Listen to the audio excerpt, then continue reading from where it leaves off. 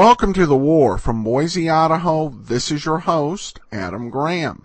If you have a comment, send it to me, box13@greatdetectives.net. Well, today we're going to relax with an episode of Suspense, which plays very much into the espionage themes that were so popular during World War II. The star was Joseph Cotten, and the original air date was March the 23rd of 1944.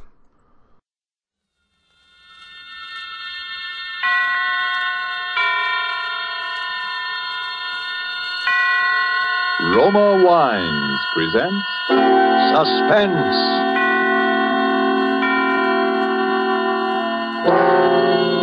Roma Wines, made in California for enjoyment throughout the world. Salud. Your health, senor. Roma Wines toast the world. The wine for your table is Roma Wine, made in California for enjoyment throughout the world. This is the man in black, here for the Roma Wine Company of Fresno, California, to introduce this weekly half hour of Suspense. Tonight from Hollywood, Roma Wines bring you Joseph Cotten in a suspense play called Sneak Preview, which tells of a rather remarkable adventure experienced by that noted director of screen thrillers, Frank Henderson. And so, with Mr. Henderson's by far stranger-than-fiction story, as related and enacted by Joseph Cotten, we again hope to keep you in suspense. Go ahead, please, Mr. Henderson. This all began, you say, 2 weeks ago? Yes, that's right. I just finished the final cutting and dubbing on my newest picture, Escape to Destiny. Think you'll like it, by the way. Lou Ellis... Yes, go on. Well, I took the film east with me, and the first day I got there, we ran it in the projection room for a few of the boys in the New York office. They seemed to like it pretty well, which, of course... Ruth, now that it's all over, and we're safe... Yes? Well, there's one thing that still worries me. What's that? It's... Ruth... Will you marry me? Darling, that's the one thing I've known the answer to from the very beginning.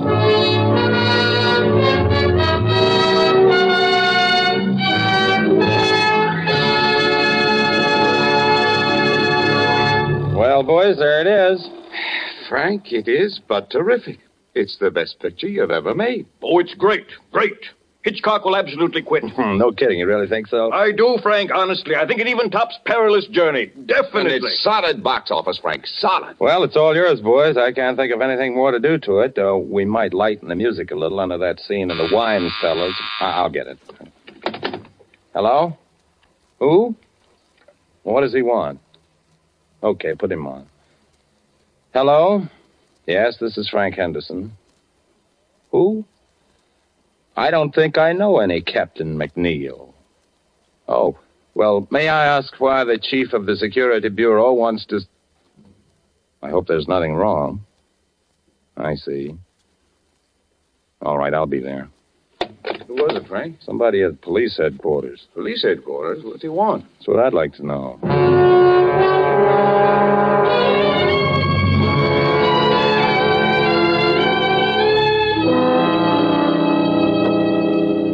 Well, Mr. Henderson, my secretary tells me you were a little mystified. Well, a little, I guess. You never heard of any Captain McNeil? Oh, no. It was just that I didn't think to connect you with the Captain McNeil. Very nicely put, Mr. Henderson. Very nicely put. But you don't need to explain. There aren't so many people as you'd think who'd ever heard of any Captain McNeil. An undercover agent isn't very much good if everybody knows him. No, is he? I guess not. Mr. Henderson, when I heard you were going to be in New York, I just couldn't resist meeting you. You see, Mr. Henderson, I'm probably your greatest living admirer. Well, thank you. I guess I've seen every picture of yours since the first one you directed, most of them 3 or 4 times. I'll have to remember you in my will. You know, you'd have made a first-class professional detective. I'm not so sure about that. There's a lot of difference between fact and fiction, I guess. Not so much. I've always followed the reasoning in your pictures with complete agreement. Well, I'm glad to hear that. Yes, but with one exception. Huh? What was that? I couldn't go along with you there. It was in your 5th picture, Murder in the Morning. You remember near the end of the picture where the killer has the detective and his pal at gunpoint in an empty room? I remember. The friend is allowed to leave. He's helpless anyway, unless... And here was the point. Unless the detective is able to get over certain vital information to the friend in the presence of the killer, but without his knowledge. You remember? Sure. And when the friend is leaving, the detective hands him his hat. Mhm. And inside the hat band, he slipped a piece of paper with the information on it. Is that what you mean? Exactly. And that's where I disagree, although I realize it probably wasn't your fault. Probably the writer or the producer. Oh, no. As a matter of fact, that was my own idea. It's too simple, too unimaginative, if you'll forgive me the word. No intelligent criminal would allow a thing like that to happen right under his nose. But the way the thing was done, I thought... Even so, how is the friend to know that this paper is under his hatband? Oh, well, you see... It isn't something you'd likely to notice. You don't look under your hatband every time you put on your hat. I know, but it's far too fetched. It's not true to life. It's fiction. Excuse me a moment. Hello? Yes? Yes, I see. I'll be down in just a few minutes. Pardon the interruption. Oh, not at all, Captain. I really ought to be going. I've kept you too long now. Mr. Henderson, I wonder if you're interested in real crime. Real crime? Have you ever seen an actual murderer? Well, you do make me feel like an amateur now. No, to tell you the truth, I never have. Come on, then. It might give you an idea. It's down the hall. As a matter of fact, I've never seen this particular murderer myself. But you know he is a murderer? Sure. Not much like a character in one of your pictures, though. There's nothing romantic or exciting. Was he clever? Oh, yes, indeed. His career has been 20 years. There's never been enough evidence to convict him. There isn't even a photograph of him. Here we are. But if you don't know any more than that, what charge are you holding him on? Charge? You don't need any charge when you hold him here. There he is. Oh, dead. Dead, at last. How did he die? Shot in the back. We found him in Central Park. Well, there you are. Gregory Sarko. Murderer, spy, drug addict, and about everything else in the book. Know who killed him? Who knows? Who cares? There are plenty of people who'd have been happy to do it if they dared. I suppose he had identification on him. Sure. Bank book, wallet, a few inconsequential papers. Is that all? That's all. Oh, a little money, a handkerchief, a tin of aspirin. Aspirin? Sure. Criminals have headaches just like other people. It was aspirin, I suppose. We professionals may not be romantic, Mr. Henderson. We are thorough. Oh, cool. Yes, it was aspirin. I remember you saying he was a drug addict. So that was all he had on him, huh? That's right. Nothing very sensational or exciting. No clues. What about that bank book? Was it in his own name? Oh, he had a lot of names. Gregory Sarko was the one in the bank book. His own, by the way. Why? Because a perfectly crazy notion has just entered my head. For a new picture? It could be. But, well, here am I in New York. Little time on my hands, and, well, the guy intrigues me, that's all. A dead man intrigues you? His life intrigues me, sure. Finding out more about it intrigues me. What's the difference? The guy's dead. What have I got to lose? Well, now, I don't to say it's likely, Mr. Henderson, but it's possible, just barely possible, that you might lose your life.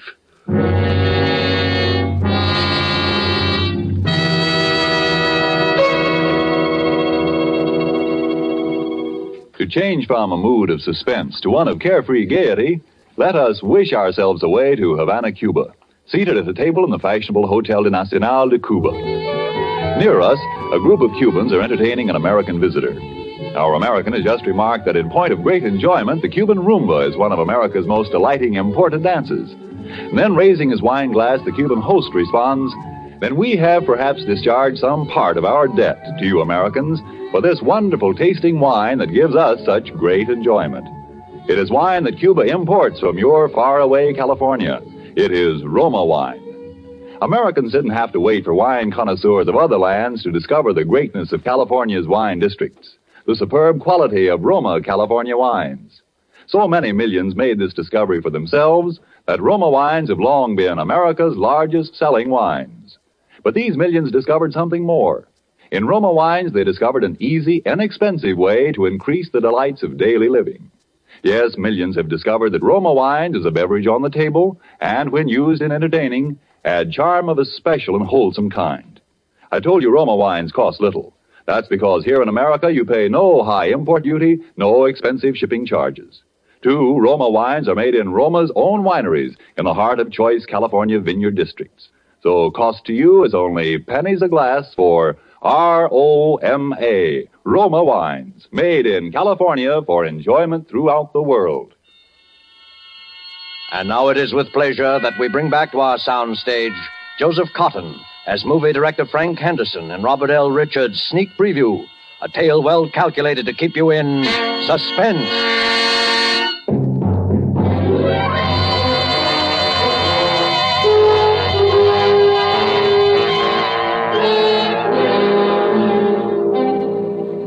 I'm not an adventurous or even a particularly courageous man, and yet suddenly I found myself engaged in what might possibly, as the captain had said, be a fairly dangerous occupation. I pored for hours over Captain McNeil's file on Sarko, even persisting in the face of a sudden and somewhat mysterious reluctance on the part of the captain to have me do so.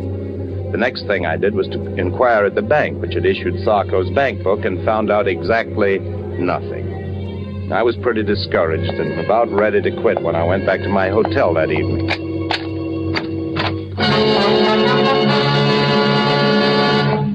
Would you mind closing the door, please? Thank you, Mr. Henderson. My name is Edwards. How do you say? What's the big idea? No, Mr. Henderson. Keep away from the telephone, please. Are you threatening me with that gun? I regret it, Mr. Henderson. I deeply regret it, but unfortunately I cannot deny it. Listen, this whole thing is ridiculous and melodramatic. Mr. Henderson, why are you so interested in Gregory Sarko? Sarko? Yes, Sarko. Just what, if you will forgive a B-picture expression, is your racket? Racket? Oh, no, Mr. Henderson. I just like to make money, that's all. Look, Mr. Edwards, or whatever your name is, if it's any of your business, and I don't see that it is, my interest in Sarko is simple curiosity. I was talking with a Captain McNeil at police headquarters. He showed me his file on Sarko. Of that much I'm quite aware, sir. Well, if you know so much, what are you doing up here acting like a suspense radio character? It may sound silly to you, but it was just that I'd never seen a murderer before, alive or dead, and when I saw Sarko's body at police headquarters, I got interested. Mr. Henderson, would you mind repeating that? I said I got interested. No, you said you actually saw the body of Sarko? Sure. What's so terrific about that? Did you see his face? Of course. What did he look like? Iron gray hair, dark eyes. Yes. Mr. Henderson, we simply must reach an understanding. You've no idea what possibilities this opens for me. Well, I'm no mind reader. Mr. Henderson, may I have your word that you will do nothing unreasonable if I put away this gun? Okay. Thank you. I must administer my eye drops. My eyes are very bad. Perhaps you've noticed. I thought you might have a cold. No, nothing so simple, unfortunately. Congenital weakness. There we are. Now, Mr. Henderson, my interest in all this is very sordid, I'm afraid. Money, to the extent of, shall we say, $300,000. Oh, nice tidy little sum. Half of that sum could be yours, Mr. Henderson. You'll forgive me if I don't jump at such a handsome offer without knowing a little more about it. I might have realized, I suppose, that mere lucre was not paramount to one of your position. Let's leave paramount out of this. Yes. But, Mr. Henderson, it so happens that I can put you in the way of quite a bit of rather special information about Sarko. I shall write several of them down for you here. That's just fine. Write several of what down? Names, addresses, places where you can discover what you want to know. Okay, what's the catch? Mr. Henderson, you must trust me. What do you want? I want very little. But when you've seen these people, and when what they tell you suggests that there is still more to know, come to see me. I've written that address down, too. Good night, and good hunting.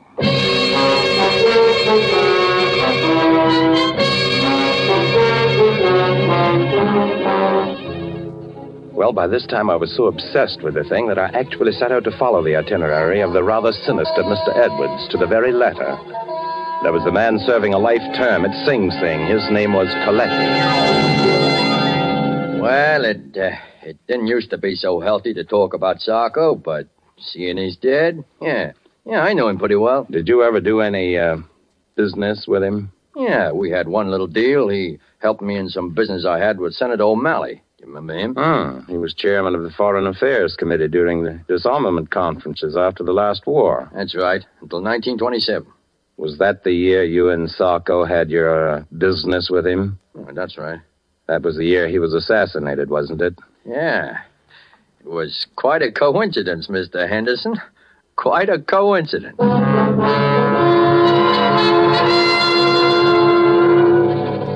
Sarko, huh? I just hope he didn't die easy. I don't think he did from the looks of him. Maybe there is some justice after all. Are you quite sure he was a drug addict? Huh. How do you think I first learned to take this stuff? At the convent?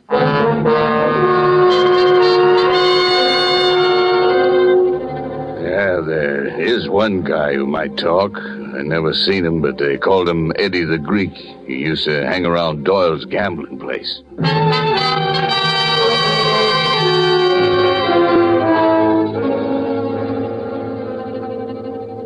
Oh, you see, Mr. Henderson, it all turned out rather well from your point of view, didn't it? In a way. But there are a few little pieces of the picture still missing, eh?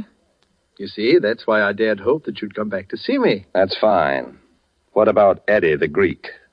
Oh, yes, Eddie the Greek. I hope it won't be too great a shock if I have the strong impression that Eddie the Greek is one of your pseudonyms, Mr. Edwards. Oh, very good, Mr. Henderson, very good indeed. Yes, I have been called that on occasion. Then what's the idea of the wild goose chase? You're supposed to know more about Sarko than anybody. All in good time, Mr. Henderson, all in good time. At the moment, there is a rather more pressing matter. No, is there? Oh, yes. There is the little matter of the $300,000. Look, I'm in a business where they pay pretty good dough, but nobody can earn $300,000 just overnight and be on the level. But, my dear Mr. Henderson, there is no question of earning. Okay. You tell me. Well, it's really quite simple, Mr. Henderson. With the information you possess, together with the information I possess, there is a very liberal and sensible gentleman of my acquaintance who will give us $300,000. Blackmail, huh? Oh, but what possible objection can you have to the transfer of $300,000 from the pocket of one scoundrel to the pocket of another? None, I guess, except that I just don't want to have any part of it. Oh? Not even if it meant your coming into the possession of the final, and I might say the most sensational part of your missing information about Sarko? How do I know you can supply it? Oh, I have something here at my desk which I think you might consider sufficient proof. Oh, yes, here it is. A photograph. But before you look at the face, read the writing across the bottom, please. To my good friend Gregory Sarko from Count Orlando Montecero. He's a quite famous Spanish gentleman, except that lately he's been engaged in some really very subversive activity in South America. Another face, please. But it's Sarko. Rather, shall we say, it is the man whose body you saw at police headquarters. But are you positive? Of course I am. Would you be so good as to write a few words to that effect across the face of the picture? Why? Because I must be sure. And even on our brief acquaintance, Mr. Henderson, I know that you would not write anything above your signature that was not absolutely true. Sure, if it'll make you feel any better, it is true. Here. So, now you see it, Mr. Henderson. You saw this body, you alone. Except for one or two police officers with whom I confess it is a little difficult for me to deal. And the body is not that of Sarko. And the real Sarko? Is alive and quite well, I'm happy to say, and here in New York. How could I meet him? Oh, you will meet him, Mr. Henderson, when he pays us the $300,000.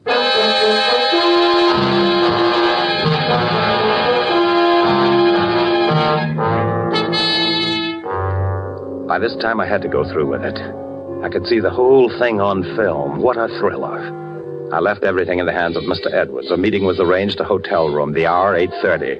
And there we waited for the man I traced all over the underworld of New York. The murderer, spy, dope peddler, Gregory Sarko. Not nervous, are you, Mr. Henderson? Aren't you? A little. Yes, I must confess. Our visitor this evening is not what you might call an easygoing man. But we will not be murdered. No, we will not even be followed, at least not successfully. Where do you go from here? To my little apartment where you met me. It's the safest place in all New York. You don't mind if I catch up on my notes while we wait? Your notes? My private file on Sarko. Oh, of course.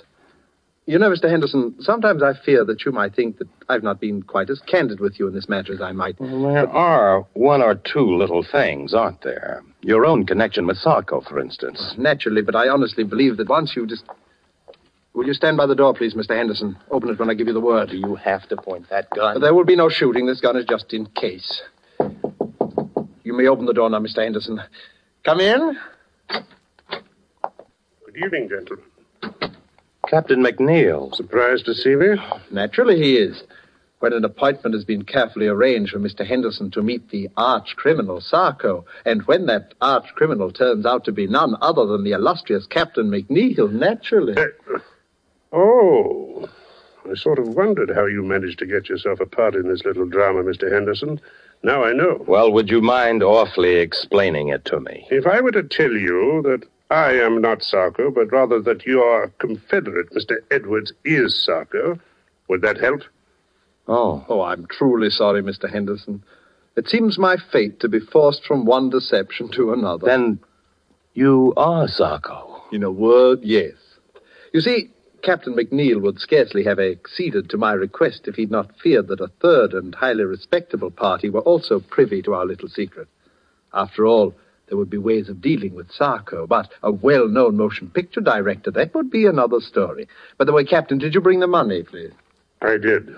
How convenient to deal with a police officer who also happens to have a large private fortune. Don't you want to count it? Oh, I can see it's close enough. Listen, Mr. Edwards, if you think you're going to get me to play cat's paw for you, you're... Mr. Henderson, you forget that I have your signature on the photograph of that man whom the good Captain McNeil mistakenly killed. You see where you fit into the picture now, Mr. Henderson? And not a very pretty picture either.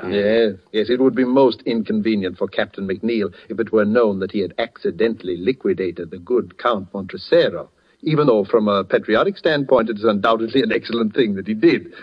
But there might even be international complications, might there not, Captain? Mr. Henderson, if I'd only resisted the temptation to show you that body. If only you had, Captain McNeil. You'll forgive me, gentlemen, if I administer my eye drops. My eyes seem to grow worse as my fortunes grow better. And you'll forgive me if I leave now? Perhaps someday there'll be another meeting. It could happen. Yes, who knows? Your hat, Captain McNeil. Thank you. Good night. So you're the great Sarko, eh, Mr. Edwards? You see why I could not tell you before. Believe me, I wish to, if only because your interest was so flattering. You know, he'll catch up with you someday, Mr. Edwards. Captain McNeil? Not as long as I can prove that he killed Count Montresero. By the way, was that just a sort of happy coincidence for you, or was it? Not quite. I had done some business with the Count which had turned out rather badly. Oh, he was a pure Nazi agent, without doubt. In any event, I was in difficulties with the fellow, and I persuaded him that he could secure some very valuable information if he would appear in New York as Sarko, which he was unwise enough to do. And then you tipped off Captain McNeil that Sarko was in town. You're a pretty clever boy, aren't you, Mr. Edwards? Thank you, Mr. Henderson, thank you. And now may I suggest that we return to my little flat? We? Under the circumstances, Mr. Henderson, I believe it would be safer for both of us.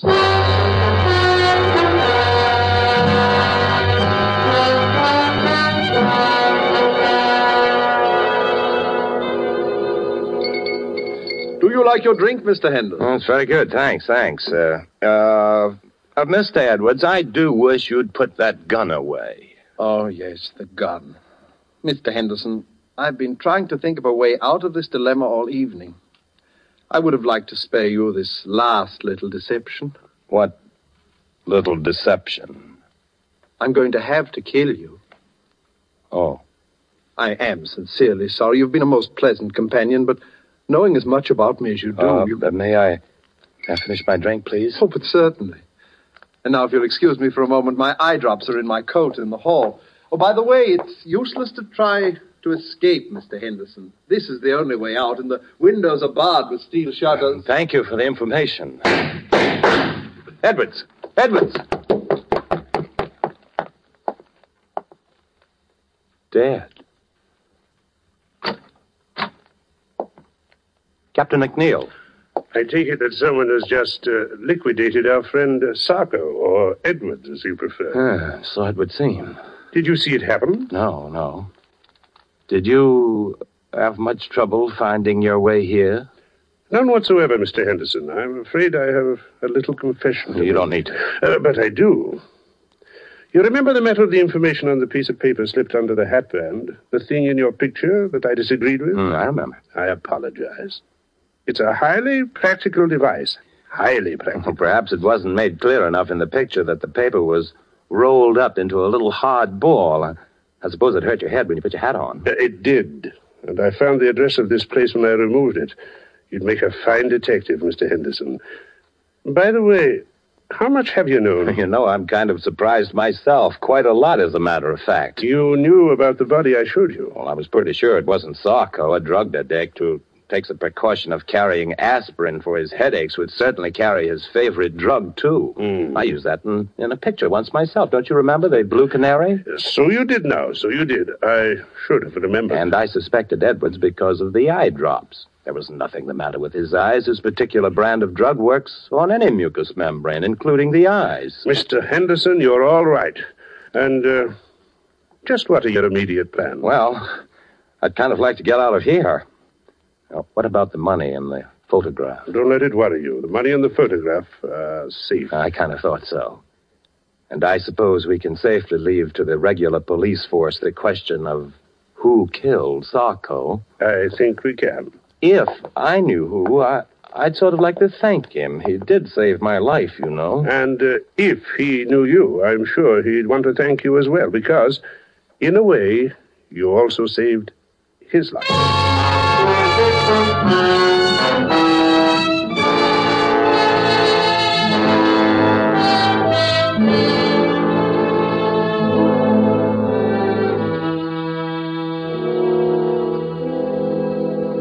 Well, that's about all there is to the story. Pretty exciting stuff. Be good material for one of your pictures, I'd think, Mr. Henderson. Yeah, sure it would, sure. For that dumb studio of mine, I called a big meeting just before I left New York, and I told this story, changing a few names and places, of course. And what happened? I don't know, Frank. It's a good story, but I don't know. What's the matter? I think it would make a swell picture. Public would never go for it, Frank. It's too crazy. It's unbelievable. No, I wouldn't buy it. You're entirely right, LG. Don't make sense, Frank. A thing like that couldn't happen. Couldn't happen? Look, I'm telling you that Too arty, entirely too arty. Wouldn't gross a dime. And by the way, Frank, I wanted to talk to you about the new release. Where have you been? Me? Yeah, the last time we saw you, you beat it out of the projection room to see some cop, and nobody's heard a word from you for 2 weeks. Where you been? Me? Oh, I've been around.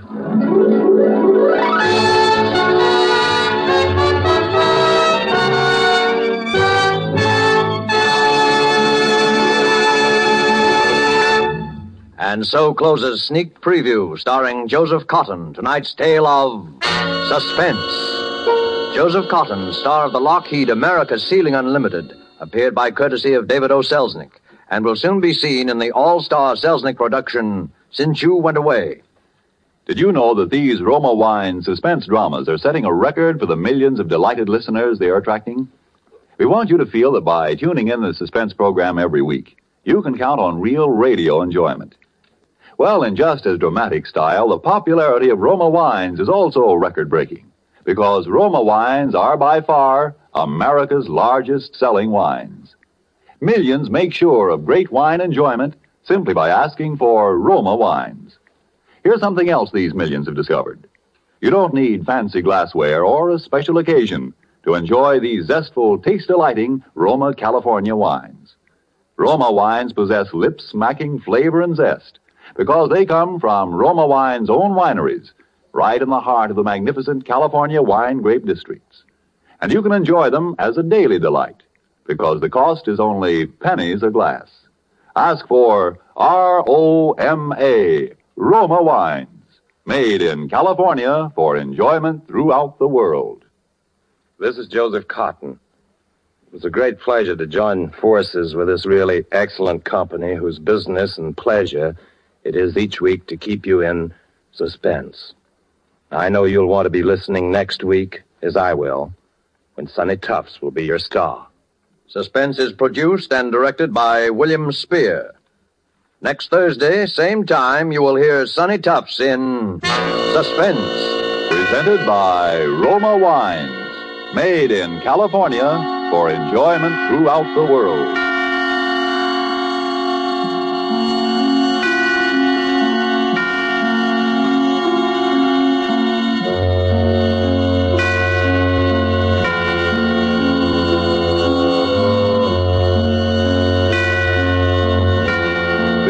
CBS, the Columbia Broadcasting System.